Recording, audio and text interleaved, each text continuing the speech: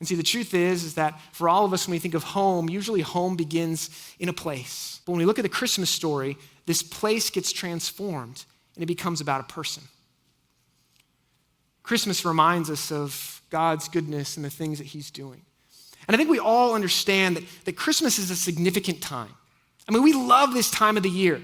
And even if you would say you're not a follower of Jesus and maybe you're figuring out where you're at in your spiritual journey, I think all people understand that Christmas is significant, that there's this sense of awe and reverence, that we just feel kind of alive during this time of the year. And we're flooded with memories of good times. We're excited to have traditions. It's why we go and look at Christmas lights. It's why you bake the Christmas cookies and watch your favorite Christmas movies, even though you've seen them 100 times, you still keep watching them. Because that's part of what you do in the season. My wife and I, we have a son, Cohen. He's almost 4. And we've been having so much fun at the beginning of Christmas because he's so excited about everything. And we're just watching Christmas come alive in his eyes, and he's been talking about it for so long, and we're just enjoying it. There's just this kind of magic with it. We went to go see Santa about a week ago. And yeah, we are a family that goes and sees Santa, all right? So if you're not okay with that, I'm sorry. But went to go see Santa, okay? And the actor playing Santa this year was the same one that we saw the year before. And it was this amazing thing. It was like in his mind, he was like, it's the same Santa. He remembers me. And I found myself being like, Santa, yeah, I know you. Like, you're Santa. Can I ask you what I want for Christmas? Maybe. I mean, I don't know. There's this sense of nostalgia that happens during Christmas, right? We think back and we're excited and we're full of hope and joy. But I think that nostalgia runs deeper than just, it's memories and good times with family. I think it calls to something in us as people.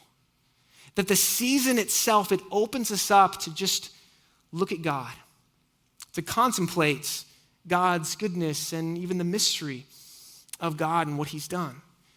Celtic Christians used to talk about certain times of the year in certain places. They would call them thin places. It's this idea that you're just maybe more aware or open to God's presence. Maybe if you go to the mountains or maybe if you're out in the ocean, it's just kind of like God, I see the beauty of creation. I'm more aware of what you're doing. I think Christmas in a lot of ways, it's like that kind of a thin place for people. We're aware, we're drawn to the things that God is doing. And see, the truth is that for all of us, when we think of home, usually home begins in a place. But when we look at the Christmas story, this place gets transformed and it becomes about a person. One of the titles that Jesus has in his life is he's called Emmanuel, which means God with us. He is God present with us. That this hope of this long story of Israel finds its completion in and through Jesus. So home now, it becomes a person. And wherever we might be in our own places, in our own spaces, Christmas invites us to look to Jesus, to see his life and to see his invitation to come home. In my life, home has been a lot of different spots.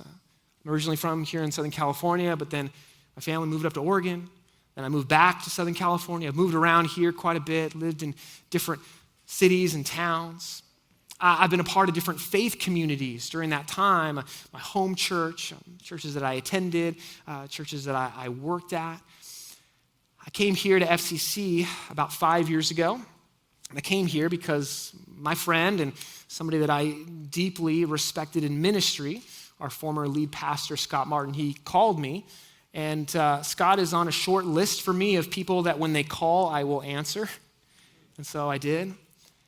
I've been here for 5 years, and it's been such a blessing for my wife and I to be a part of this community, to see what God has done, to see how he's worked in our lives, to think about how he's brought about his change and his healing in me.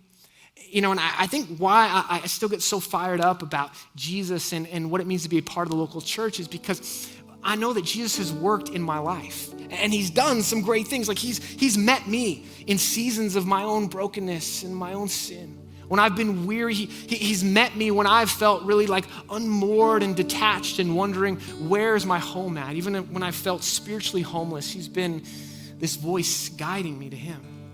And I know that if he can do that in my life and he can bring about that kind of change, I know he can do it for anyone.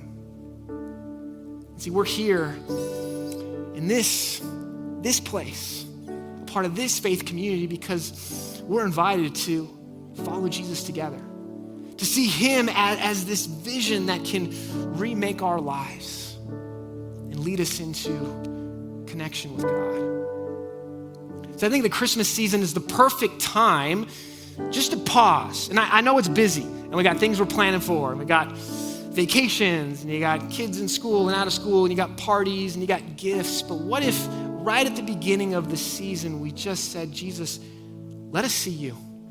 Would you teach us more about you? Would we see your vision for life? And again, wherever we might be at, maybe home isn't the best place right now, and maybe there's a lot of things going on, but can we hear his invitation to find life in him? That Jesus is like a rose planted in this garden of the world that is blossoming, bringing hope and new life to us. You know, we talked a lot about nostalgia today, and there's a lot of different Christmas traditions that bring about nostalgia, but I think songs are one of the big ones, especially Christmas carols. So as we close today, we're going to sing a Christmas song together. And I don't want you to go anywhere. I want you to hear the song, and we have some more stuff happening. But this song is called Lo, How a Rose Ere Blooming. It's a hymn from the 16th century. And the story is, there's a legend behind it, that there was a monk out in Germany in the snow, and he's walking at night, and he sees a rose blooming in the middle of the snow. Instead of a rose blooming in the desert, he sees one in the snow. I have no idea if that story is true at all. Maybe it's just a fabricated thing. But what he does is he writes this hymn as he describes exactly what we read about today. That Jesus is like that wildflower. He's like that rose that's planted, blooming and bringing new life. Not just in a parched wilderness, but in parched lives. In lives that are empty, he wants to fill it with his love and his grace and his goodness.